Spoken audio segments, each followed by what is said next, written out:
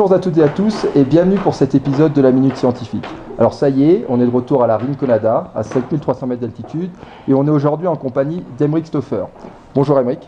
Bonjour Axel. Alors Aymeric, tu es médecin et physiologiste, tu viens de Lyon. Est-ce que tu peux nous expliquer en détail l'évaluation que tu réalises? Alors ici on se trouve à peu près dans le pôle sang. Donc il y a deux composantes principales. La première, c'est les prélèvements biologiques. On récupère tout un tas d'échantillons qu'on va centrifuger, puisque un des éléments auxquels on s'intéresse essentiellement, c'est le plasma. La partie dans laquelle baignent les cellules sanguines. Donc pour ça, on va se servir d'une centrifugeuse pour séparer les globules rouges du plasma, et ensuite on va congeler le plasma. Normalement, si on est au niveau de la mer, on le ferait dans un congélateur à moins 80.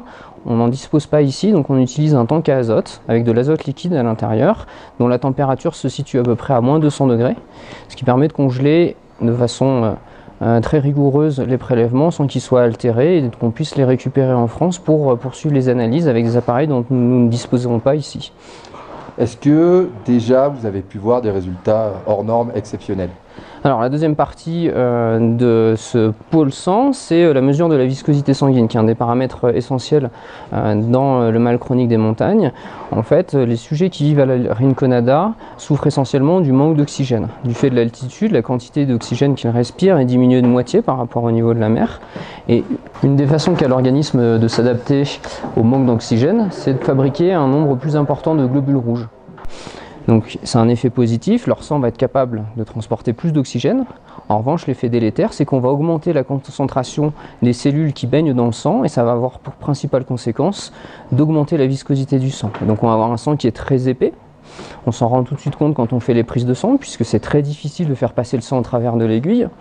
Et puis, on s'en rend compte quand on le mesure de façon un peu plus précise avec le viscosimètre, qui est un appareil qui va étirer le sang et qui va mesurer la résistance à l'étirement du sang. Et là, on a pu observer des valeurs 4 à 5 fois supérieures à ce que l'on observe habituellement au niveau de la mer.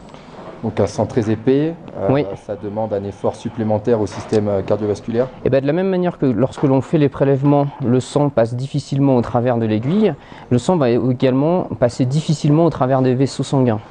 Donc il va falloir que le cœur pompe plus fort pour faire passer le sang, et il va falloir aussi que les vaisseaux soient capables de se dilater, d'augmenter leur taille, de manière à laisser passer un sang beaucoup plus épais. Est-ce que tu auras un conseil à donner à tous ceux qui se rendent en altitude pour réaliser un trek? Alors oui, il y a un conseil important. Donc, comme on a pu le voir tout à l'heure, c'est que lorsqu'on monte en altitude, on manque d'oxygène, donc on va fabriquer plus de globules rouges. Et un des éléments essentiels pour fabriquer plus de globules rouges, c'est le fer. Si vous partez, par exemple, faire un trek en haute altitude et que vous manquez de fer, votre organisme ne va pas pouvoir fabriquer suffisamment de globules rouges. Et donc vous allez avoir du mal à vous acclimater à l'altitude. Et donc c'est quelque chose qui est assez essentiel de dépister avant de partir en altitude, principalement chez les femmes, notamment les femmes minces, pour lesquelles il est intéressant de réaliser un dosage du fer et des stocks de fer qu'on a dans l'organisme, et s'ils sont trop bas, de proposer une supplémentation en fer afin de mieux s'acclimater. Merci Aymeric. Salut Axel. C'était la Minute Scientifique avec Aymeric Stauffer, et on vous dit à bientôt pour la suite des aventures.